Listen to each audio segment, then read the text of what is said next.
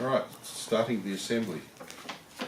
Okay, this is the instruction manual, so we probably should do what most guys don't do, and that's actually use it. So the first thing to do, according to this, is program the transmitter, but we're not going to do that because I can do that later. We just want to put the airframe together. Okay, first thing is to put the landing gear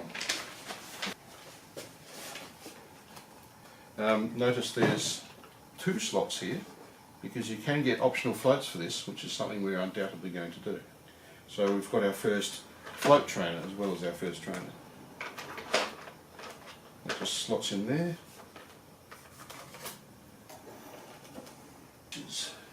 These little guys.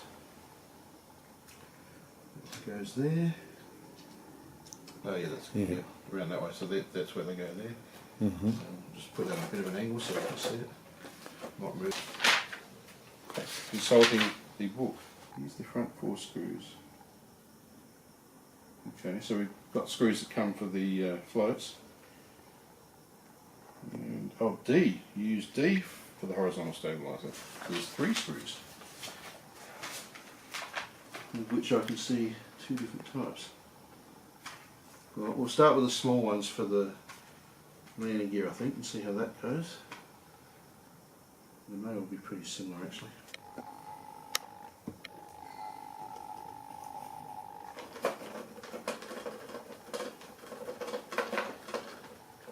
Goes in alright without too much effort.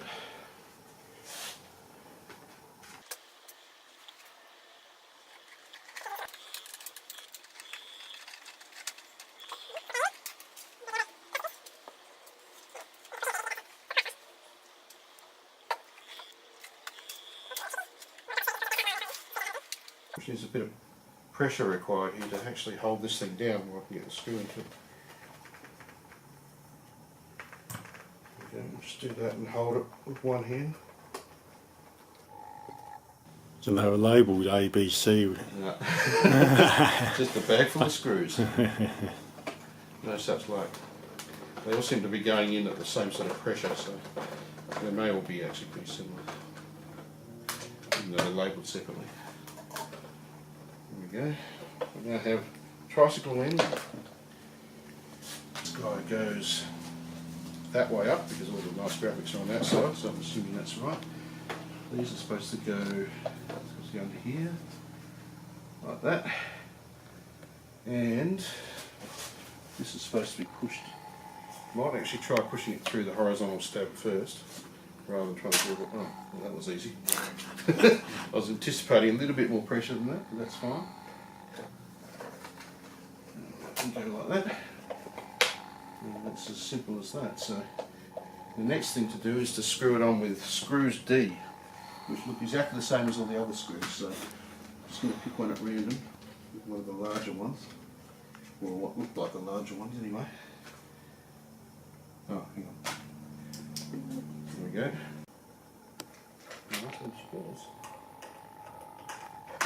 Seems to be biting okay.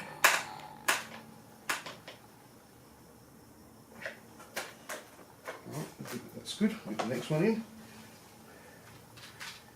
I swear they look the same to me, even though there's 3 different labelled screws. We'll go with this one, I think. Don't ask me why, but we're going with this one. Right.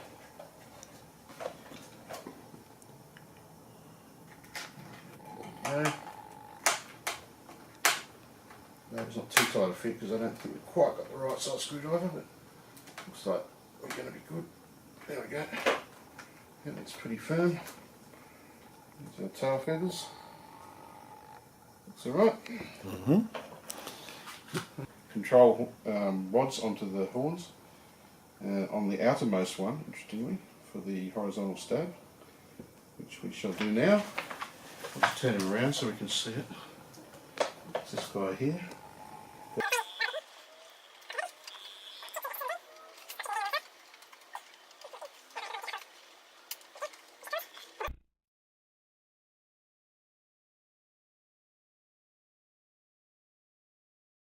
Let's do the rudder. Looks like there'll be a bit of trimming required because the rudder's going to be way out there. Which we can do. So maybe we should just put that in mid position and start tightening this up a little bit because it's way off having a straight rudder. Actually, it doesn't really say whether you put on the outermost one or not. Go around the right way for that. Top down. That's on. Alright, well, rear control surfaces are all hooked up. Okay, the next thing is to hook up the aileron leads. The main wing, which I'll get out. So these guys here, we've already got a Y lead for us installed already. It'll just be a lottery as to whether it goes reverse or not. I've personally found out the hard way about reverse servos, having crashed my first plane of this size because of it, and not realising what was wrong. Alright, so that can go in either or. So we can always reverse it in the transmitter if needed. We'll switch them around. Alright, it's all plugged in. Just swing that around there. Wait that there. And we're starting to get somewhere. So next comes the rubber bands, and this could be tricky because I've never ever had a model with rubber bands on it. So that's how it goes. Everything.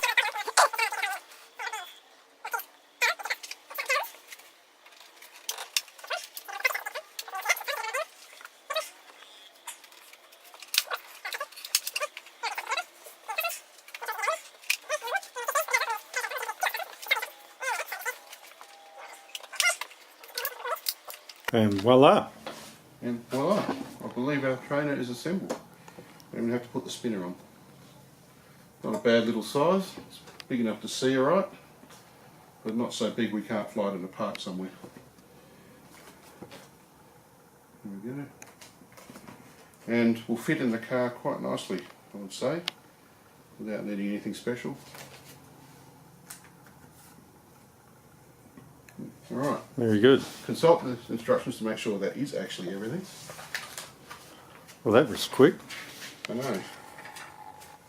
The elevator, rudder is, yeah, okay, so we've got, rudder is the outermost hole, as is the elevator. The next thing to do is charge the battery, as it says in the instructions, and figure out how to use the transmitter with all this fancy safe electronics. Alright, we're having a close-up of the transmitter. Here it is.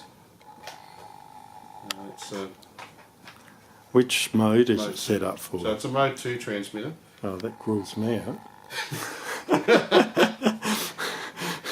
I'm sure that we can have more than one receiver for this, if we so need. I guess the reason I went for mode 2 is because a lot of new pilots these days will be coming from computer games, which is essentially mode 2 when you're doing flight simulators. So it'll be easier transition to RC. There we go. Okay. So we've got your usual controls, trims all round, electronic trims. Got high and low rates. Now I think this is the flight mode switch, so different versions of safe. Either very safe, which means you can't really bank much and fly into a tree, so we won't fly near trees. Intermediate, which is will bank a bit more, so you get a bit of fun without going upside down. And flight mode 2, which is probably do whatever you want, which is including go upside down and hopefully not crash inverted. And over here we have the, if I can read the tiny writing, the motor throttle cut. Yeah, motor throttle cut, so we don't chop ourselves up with the propeller when we're putting the batteries in. Or after we put the batteries in. Good safety feature. Yep. And I'll just get the wheel out of the container with the spare screws. So, if we got anything left over, just Well, spare. the screws for floats, and I'm assuming there's spare ones as well. Okay, and there are the float struts over there, Yeah. but no floats. So the next step is charging off battery. So that's it for now until we get the battery charged and the instructions for the transmitter sorted out and get the transmitter programmed. Hoping it just comes programmed for this plane already, which would make sense, but you can probably download the program file on the app, which I've yet to put on my phone, so I'll do that next.